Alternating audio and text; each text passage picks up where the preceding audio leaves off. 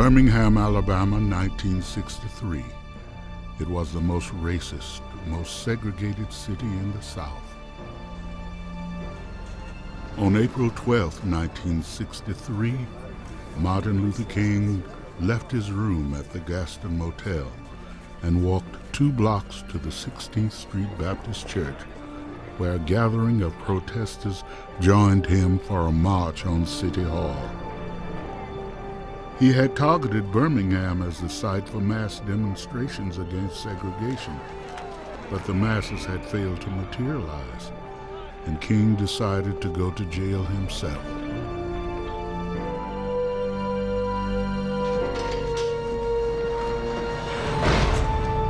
The nation watched quietly as King was placed in solitary confinement. 1963 would mark Dr. King's lowest point as leader of the civil rights movement. It had been 8 long years since his only major victory with Rosa Parks and the Montgomery bus boycott. When I first met Dr. King, the mission he was embarking on was completely unknown to him. He hadn't the foggiest idea where it would lead, and certainly going to Birmingham was a choice of enormous consequence. It was a battlefield where the movement could sink or swim. Birmingham, to be perfectly honest, was a grim place through the eyes of African Americans. It was the most rigid, the most violent, the most vicious. It was the biggest and baddest city in the South. We nicknamed it Birmingham. Frankly, compared to other places, there's no racial unrest in Birmingham. There'd been 60 unsolved bombings in Birmingham, and the local police had never arrested a soul. The Ku Klux Klan was big in Birmingham, all through the police department and up into City Hall. Life in Birmingham, as far as I'm concerned, is hell.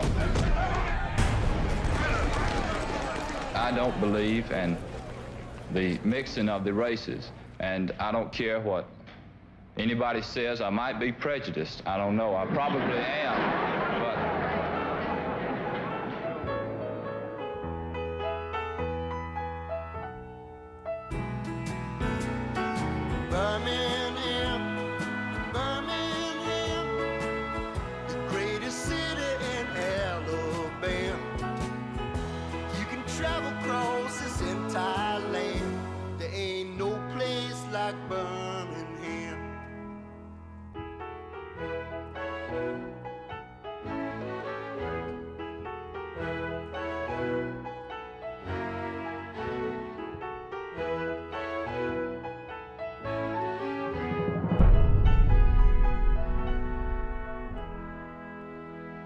As a kid, I always wanted to eat at Newberry's downtown, and I always wanted a big hamburger plate. Always. We couldn't have that. I went downtown to the Newberry's, and I was so happy because I could sit on the little black stools that twirled and order me a hot dog with everything on it. I'm not going to integrate.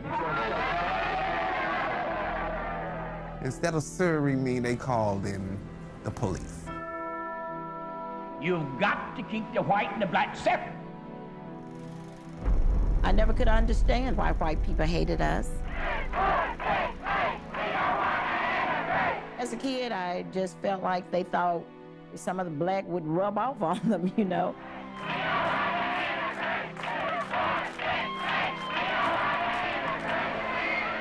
Well, Birmingham is a symbol of hardcore resistance to integration.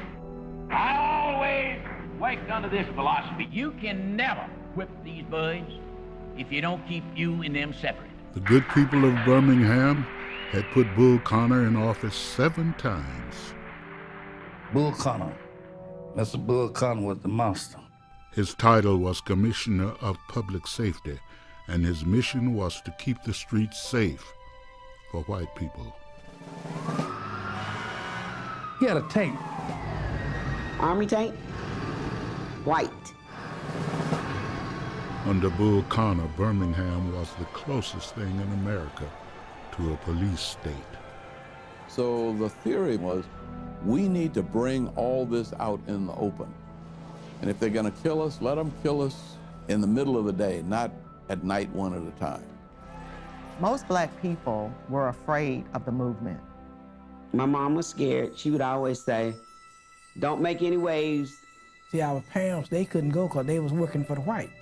If they were seen on the picket line, then they ended up losing their job or having their house foreclosed or having their car repossessed. So the parents couldn't do it.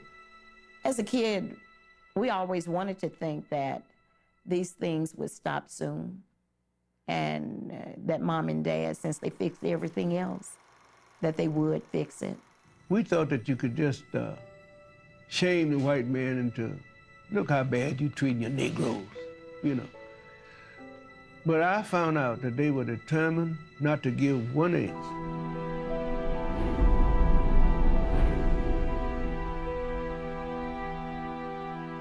Dr. King had gone to jail in hopes that thousands of protesters would follow his example and overwhelm the system. But it didn't work out that way. The blacks of Birmingham stayed home, and the press quickly lost interest. Is he still in solitary confinement? Yes, he is. I think he'll be there for a while. I don't know just when he'll be coming out. One of the last things King did before going to jail was to place an urgent call to a fiery young preacher in Mississippi by the name of James Bevel. Bevel was a secret weapon. He was the brain of the bunch. He was obnoxious as the devil, but that was his role. Well, I knew that the Birmingham Project was going very slow because they couldn't get many people to go to jail. So what we got to do is go out and organize young people. The first thing I said, well, who did this doctor? They told me. Tall Paul was there and Shelley the Playboy, and they agreed with nonviolence. I was somewhat of a crazy guy, I guess. What's up, brother? Shelley Stewart, he was the DJ for real back during the day. And he had a red car and had Shelley the Playboy written on it. Good goobly woobly. Shelley the Playboy was the mouth of the South. What's up, everybody? No one had a closer relationship with the kids in Birmingham. Make some noise, everybody, make some noise! Woo! Being on the air, you had music, which is the bait. But each time you have an opportunity, you talk about freedom. You talk about rights. Didn't take very much to get the kids. The kids knew. They knew. We started with the football players and the cheerleaders and the beauty queens. I was an 88-pound majorette. I got involved in movement because I was talking to a little pretty girl. Ooh, I can see myself wearing long skirts, donut socks. Good morning, little schoolgirl. Good morning, little schoolgirl. We broke it down very simply. Look, you can get hit by a baseball bat playing baseball, but segregation destroys the inside of your mind and your soul, and it doesn't heal that easily. I played football on the football team. I played defensive tackle. Reverend Bevel asked, have you ever wondered why your helmets are always blue and white, but your school codes are green and gray? He said, you get the equipment that the white schools discard. I'm glad I chose the movement and not athletics. Bevel would turn down the lights and show a movie from the sit-in movement in Nashville. I saw a bunch of coloreds sitting on the stools. They looked like they were just trying to egg on a fight.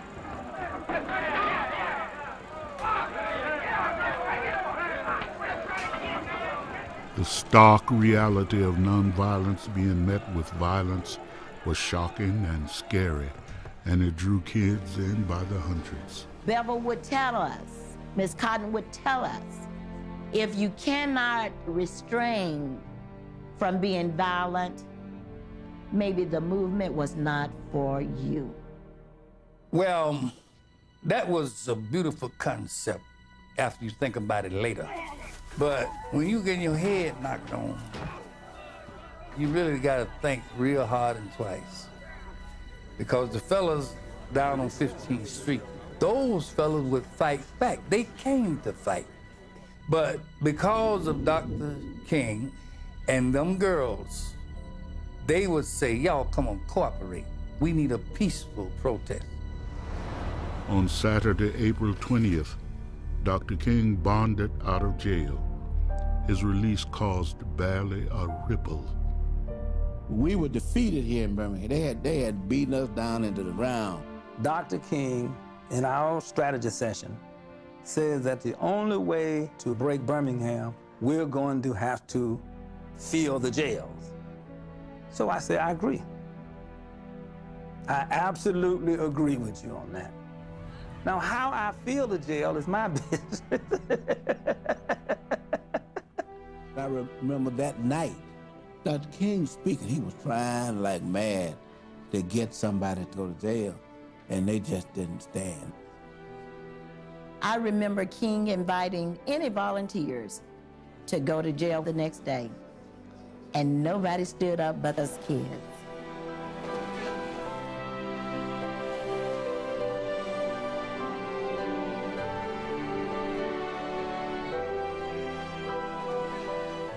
That was it. Nobody volunteered but those kids. Dr. King said no. Good morning, children.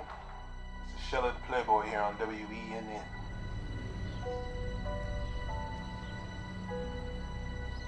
D-Day was the day, I tell you. This was the day where every student in Birmingham knew that it was going to happen. But you gotta remember that all of the planning was a secret. Good. Good morning, children. The DJs would talk in code and use songs from the hit parade as signals for action. I remember that morning I woke up with my mind on freedom. Oh, I took special pain with putting a little starch in my blouse. Got my toothbrush and I got the toothpaste, the soap. Because I had a feeling that I wouldn't be coming home. Ring, ring goes the disc jockeys pushed D-Day early in the morning, but they wouldn't even use D-Day. They used all that jive talk. Don't forget, kids, there's gonna be a party in the park, and don't forget your toothbrushes, because luncheon will be served. Back in the classroom, open your book. Now, everybody who's listening knows what the deal is. D-Day was the day. My mother said, okay, Gwen, don't go to that march. I mean, don't go. You go to school. I told my mother, I said, I hear you. We were raised not to lie. So I didn't tell her lies that I wasn't going. I said, I hear you. We would have people picked out.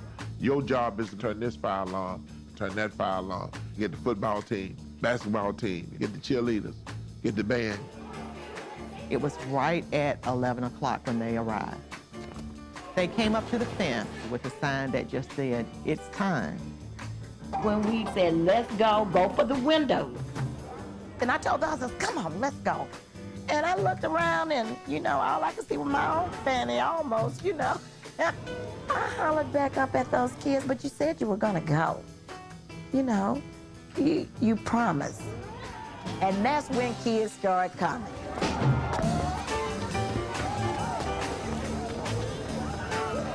They were coming out of windows, coming out of doors. It's so beautiful. You wouldn't believe it. Mrs. Story turned her back as we got up. And we took it from there. I wanted to walk out with them, but it was my job.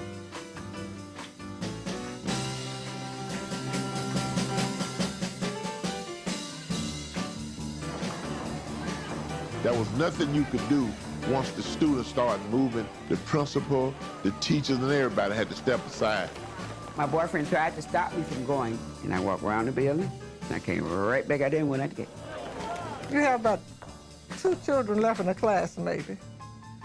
Everybody's gone. I'm sure that morning Bevel was nervous about who was going to show up. At first there were a few, then there were hundreds, then there were thousands. We heard that kids were coming in from all over the city. And when we heard that they were coming in from out of town, we got more excited. And I had a cool car, They said, okay, we need you to go out to Fairfield.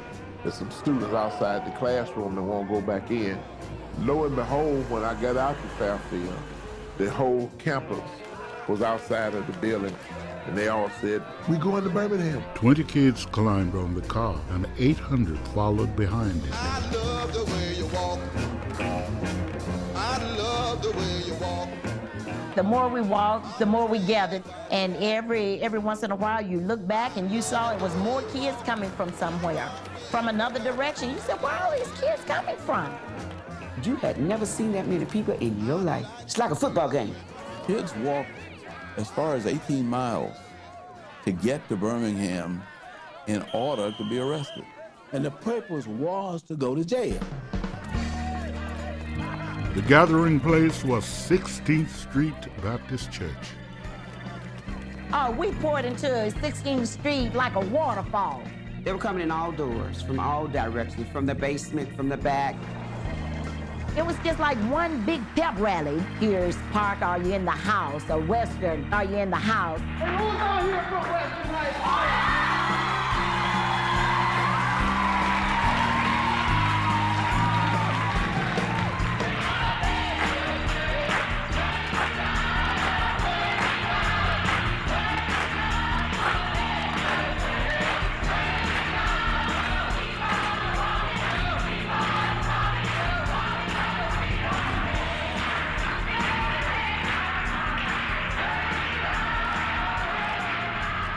Children were ready.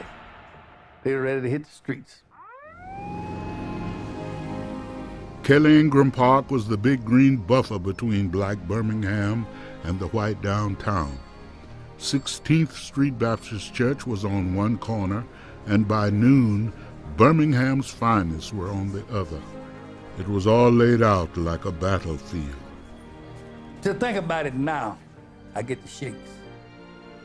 What could have happened? Martin Luther King spent the day at his motel, wrestling with his conscience. A lot of people thought the kids were going to get hurt. But the reality of it was that we were born black in Alabama, and we were going to get hurt if we didn't do something.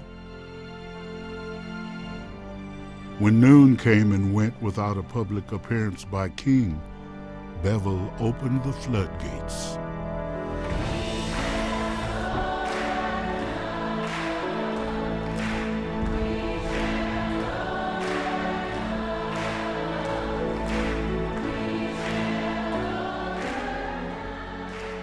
They came out in waves of 50.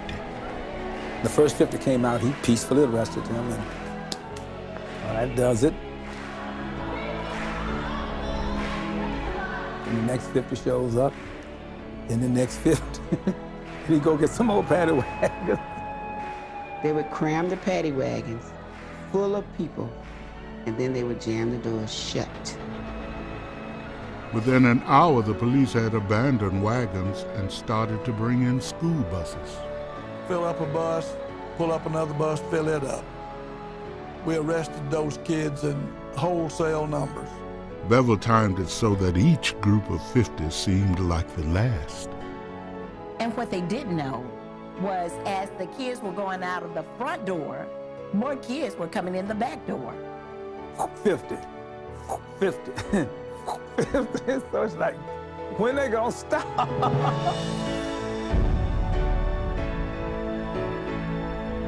I think when the police arrested us, they thought that we would be afraid and start to cry.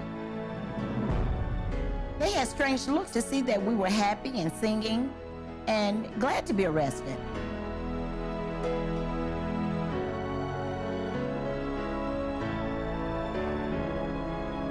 It's after about 12 o'clock. So maybe they got 500-600 students in jail now. I told Bull Connor, we have to take a break. And he walked out in the middle of the streets where the police was. Don't you think we ought to take a break? You need to let your men cool out, we'll cool out. Take a lunch break. And he said, yeah, well, we need a break because my officers have been out here and haven't had anything to eat. And beside, he says, here come the lunch truck. The next thing I knew, they passing out Coca-Colas to him.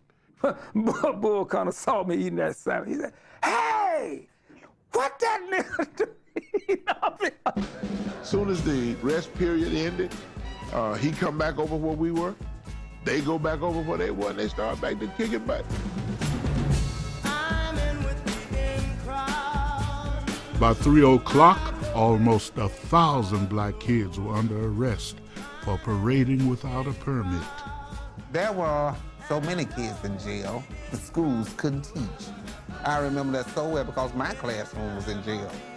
The whole class. We were told to say we were 15, and that would keep us out of the big jail. Didn't work in my case. I can remember some of them thinking that we're gonna kill them. They'd tell me, "Oh, I know you're gonna kill me, but I wanna call my mama first."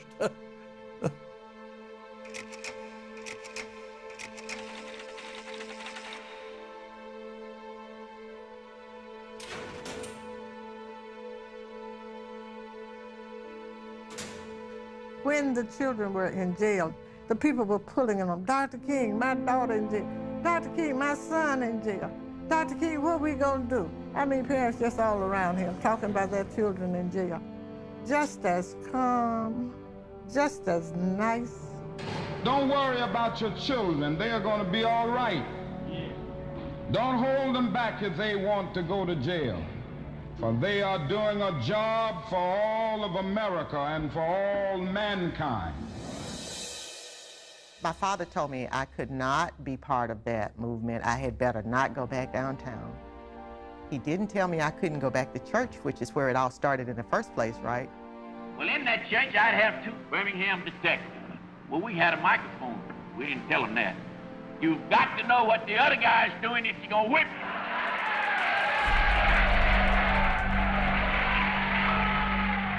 Listen up, brothers and sisters. If today was D-Day, tomorrow will be double D-Day. By day 2, the word was out, and more than 3,000 spectators converged on the church to watch.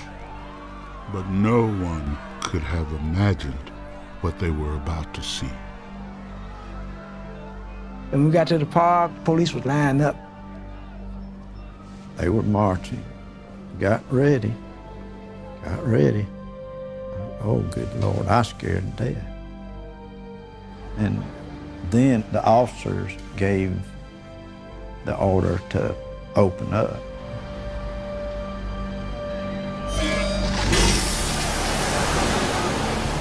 They aimed for your head to knock you down. And that water had pressure behind it. It hurt.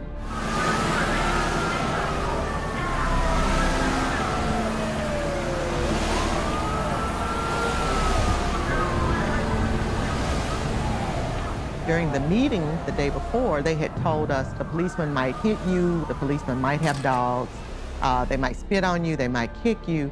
But I remember thinking that no one said anything about water hoses. You could see that the first blast of water dispersed the crowds. But when the water subsided, there were 10 kids still standing. And they were singing one word over and over.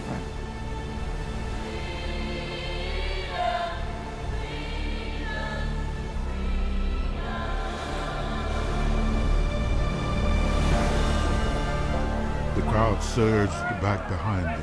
The firemen were suddenly faced with 200, then 500 protesters. Bull Connor standing there with his hands on his hips. Shoot the water on those niggers. The water was so powerful that 4 men couldn't hold it steady. We could hear the firemen yelling, "Knock the niggers down." The hose rolled me right down the street, like a sheet of paper. And look, it was sting so bad. Suddenly you could see against the sky these bricks and stones. They were calling us SOBs and bastards, and it started with the rocks and the bottles. They were arresting them as fast as they could.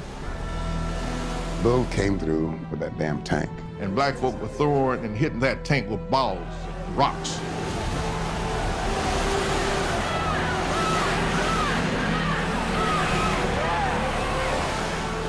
Bull Connor would tell them, Bring the dogs out.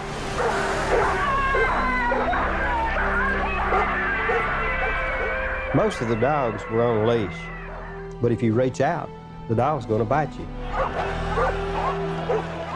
There was this vicious big old dog that turned loose on just a smaller child, and the dog lunged at his throat, and it hit him and bit him. Police had named this black dog Nigger. It was a black German Shepherd. They had nigger trained. Nigger would bite you. A nigger would bite anybody, black or white, didn't make no difference.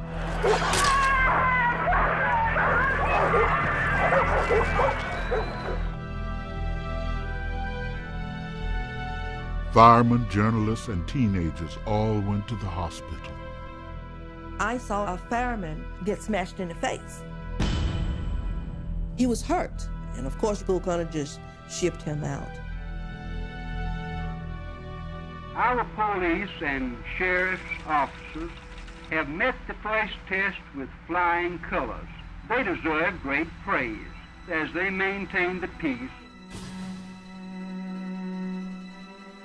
When President Kennedy saw his Saturday papers, he said the photos made him sick.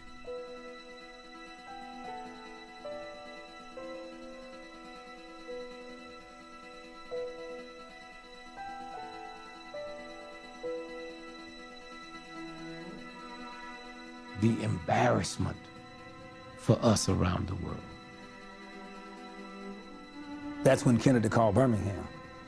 Kennedy had sent word down that if children got involved, that his administration couldn't support that kind of stuff. The president says stop the movement. I don't think so. Well, the Kennedys knew nothing about the South. Why would they? They rich, Ivy League. Kennedy thought we were crazy.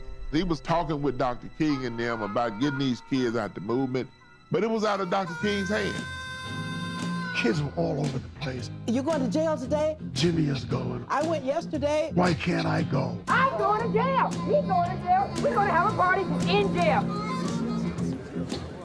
People are interested in our struggle all over the country. Mr. Dick Gregory will be in Sunday.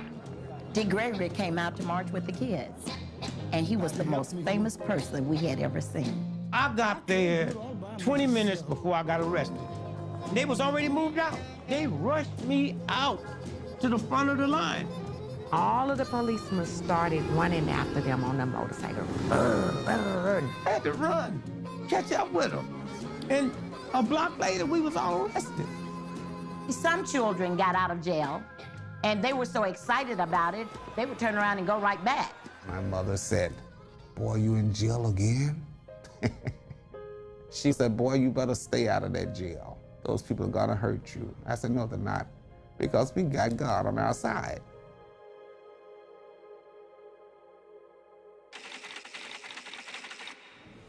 And once they were in jail, it was kind of depressing. It had rats, and it was nasty and filthy. They fed us bologna sandwiches with nothing on it, just dry bread. One sandwich now. Bull Connor demanded that every child be interrogated. They were asking me a lot of questions about, why did you march? Who told you to march? Did they force you to march?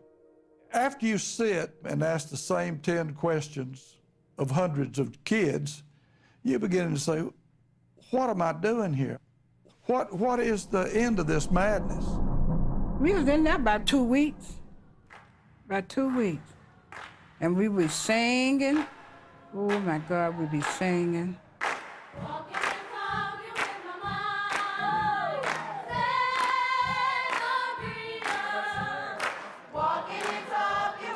When they put us in jail, the guys were in one side and the girls were on another side, and you could hear them. And they would sing songs. Then the girls would sing a song to answer them back.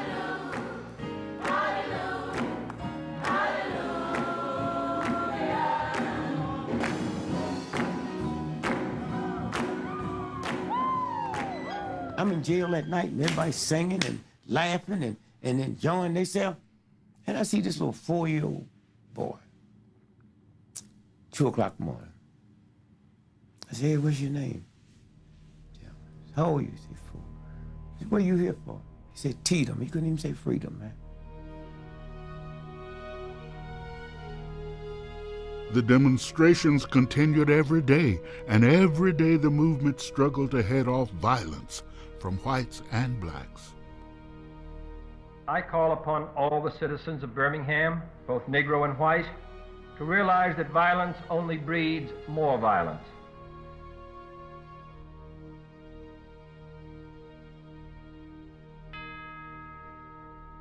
See, once you arrest 3,000 people, you have no control, especially when they ain't scared of you. Clocking in at number 1. By Saturday, some kids were coming downtown in their bathing suits. It was fun. Hey, baby, pass the soap. It was hot that summer, you understand? And just to get sprinkled around with the hose was beautiful. And in a splish splash, I jumped back in the bath. Well, how was I to know there was a party going on? There was a splishing and a splash, reeling with the feel, and moving and a groove, and rocking and a rolling. Yeah! The children will be out there shaking. I hear behind a girl. So I went up to the water, put the water on me. You bad? And this young guy was standing in there. They were calling them names, talk about their mama and all kinds of stuff. It was funny, but it was stupid.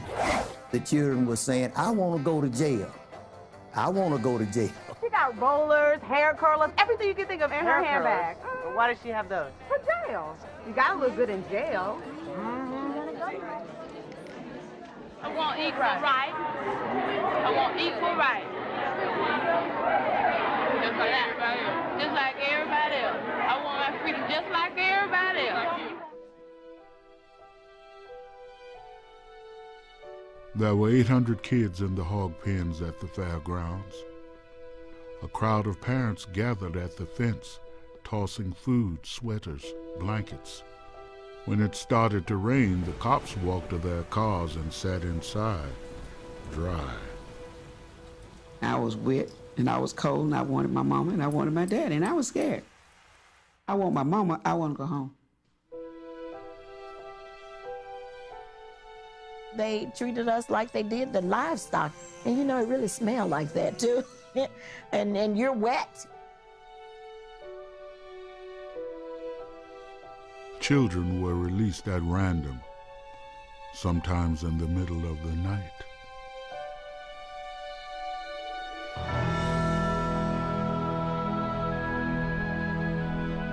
I got out on Sunday, and I wasn't ready to go because there were a lot of people still in jail. My mom, when I got home, the first thing she did, naturally, she smelled me coming. So she said, oh, girl, you can't go in that house. I need to wash you down. Let's take the hose in. I said, not any more water. When she came home, I remember my mama hugging her and said, bless your heart, baby, bless your heart.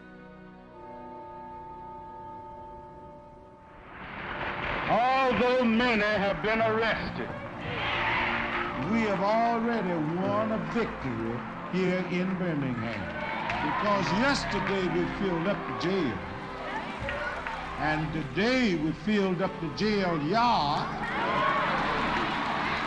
and on tomorrow, I don't know what they're gonna do.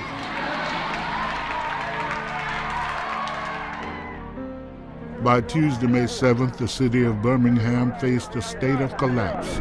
3,000 students were stampeding through downtown in a victory lap. The police had been made helpless.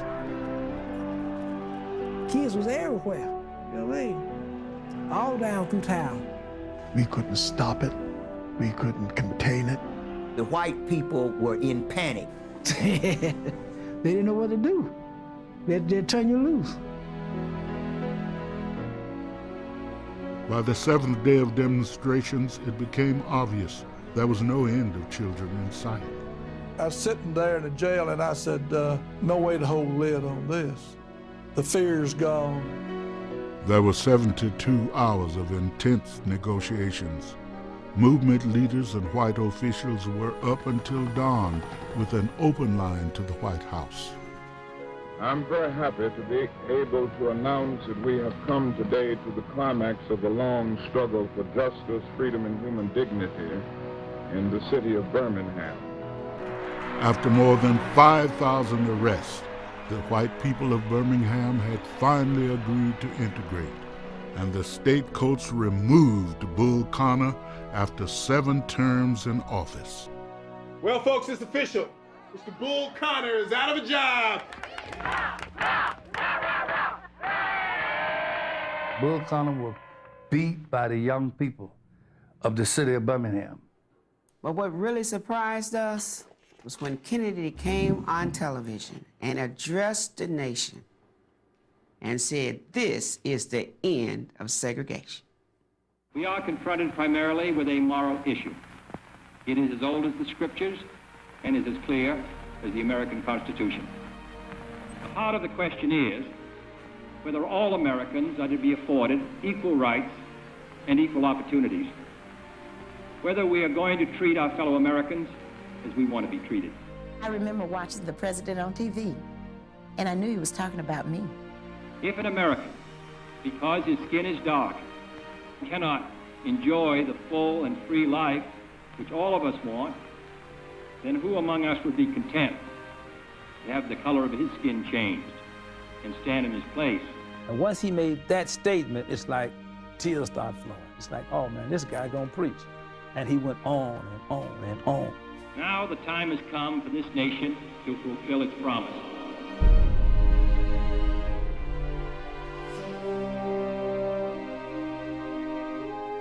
The Children's March broke the back of Birmingham.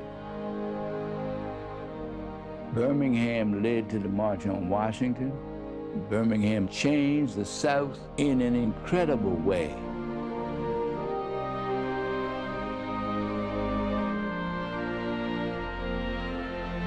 There would be retaliations, riots, and a fatal bombing in the church where it all began.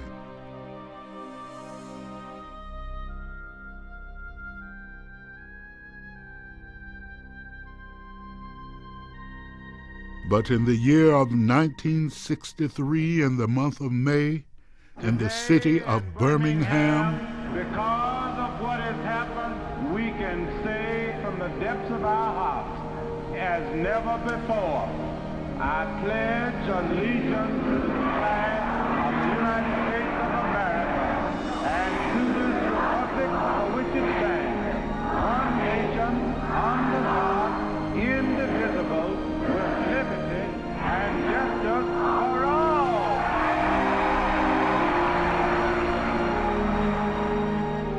It's really funny to think about it, that the police, the fire department, and the KKK were beaten by us kids.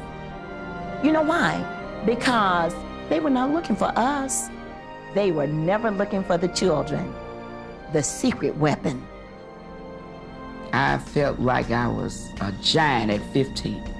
Yes, the unsung heroes, the children.